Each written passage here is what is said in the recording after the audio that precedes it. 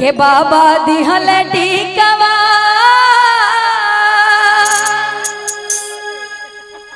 के बाबा दिहल टीकवा सेहू रहमते जबो सेहू रहमते जबो बलमुआ कैसे हो बलमुआ कैसे बलमुआ कैसे ते जब रे छोटी नाना दी बलमुआ कैसे ते जब रे छोटी नाना दी हमार जिया डोले रे छोटी नाना दी हमार जिया डोले रे छोटी नाना दी बलमुआ कैसे सजनवा कैसे जब रे छोटी नाना दी बलमुआ कैसे जब रे छोटी नाना दी।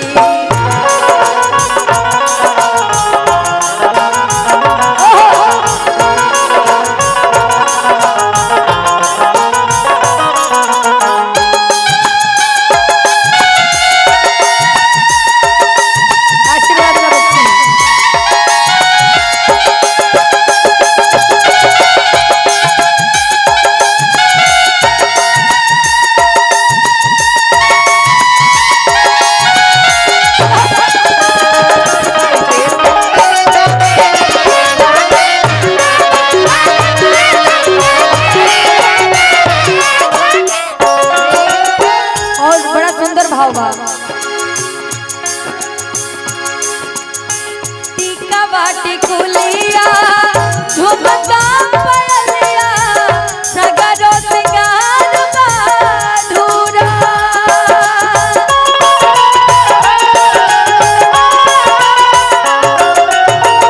कबनो सुहागिन के दिल के पियसिया पियावा के प्यार करे पूरा